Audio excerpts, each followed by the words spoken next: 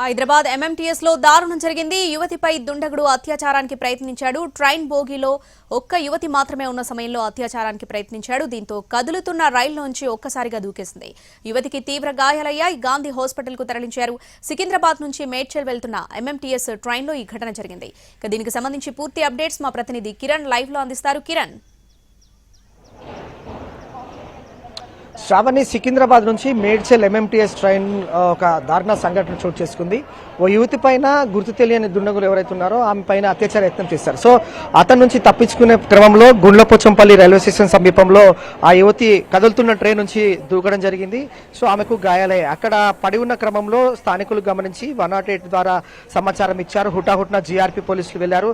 ఆ గాయాల పాలైన యువతిని గాంధీ హాస్పిటల్ షిఫ్ట్ చేశారు. సో గాంధీ హాస్పిటల్లో మదర్ అండ్ చైల్డ్ విభాగం ఎక్కడైతే ఉందో అందులో ట్రీట్మెంట్ ఇచ్చిన తర్వాత ఆమె నుంచి స్టేట్మెంట్ తీసుకున్నారు. సో శనివారం రోజున ఆమె మేడ్చల్ నుంచి సికింద్రాబాద్కు వచ్చింది తన మొబైల్ ఫోన్ రిపేర్ కోసం.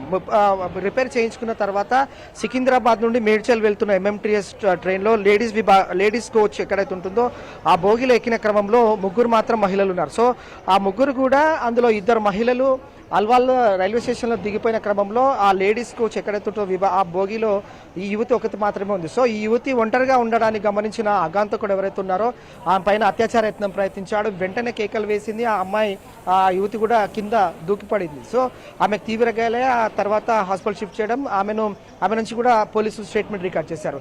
సో శనివారం రోజున రాత్రి 8 గంటల ప్రాంతంలో సికింద్రాబాద్ నుంచి టువర్డ్స్ మేడ్చల్ వెళ్తున్న క్రమంలో గుండ్లపోచంపల్లి ఆ రైల్వే స్టేషన్ సమీపంలోనే గుర్తు తెలియని అగాంతకుడు ఆమె పైన అత్యాచార యత్నం ప్రయత్నించాడు. తర్వాత అతను 25 సంవత్సరాల యువకుడు ఉన్నాడు, చెక్స్ షర్ట్ వేసుకున్నాడు, సన్నగా ఉన్నాడని చెప్పి ఆమె స్టేట్మెంట్ ఇచ్చింది. ప్రస్తుతం అయితే జీఆర్పీ పోలీసులు అలాగే పేట్ బషీరాబాద్ పోలీసులు సంయుక్తంగా ఏర్పడి ఈ కేసును నమోదు చేసుకుని దర్యాప్తు కొనసాగిస్తున్నారు. సో యువతి అనంతపురం జిల్లా ప్రాంతానికి చెందిన యువతిగా తెలుస్తోంది. అలాగే ఆమె మేడ్చల్ జిల్లాకు సంబంధించిన వర్కింగ్ ఉమెన్ హాస్టల్లో ఆమె ఉంటుంది. ఆమె మొబైల్ రిపేర్ కోసం సికింద్రాబాద్ రావడం, సికింద్రాబాద్ నుంచి మేడ్చల్ వెళ్తున్న క్రమంలో ఎంఎంటీఎస్ ట్రైన్లో ఈ దారుణ ఘటన అనేది తీవ్ర కలకలం రేపింది. ప్రస్తుతం అయితే పోలీసులు అయితే కేసు నమోదు చేసుకొని దర్యాప్తు కొనసాగిస్తున్నారు. Right Kiran, thanks for the updates.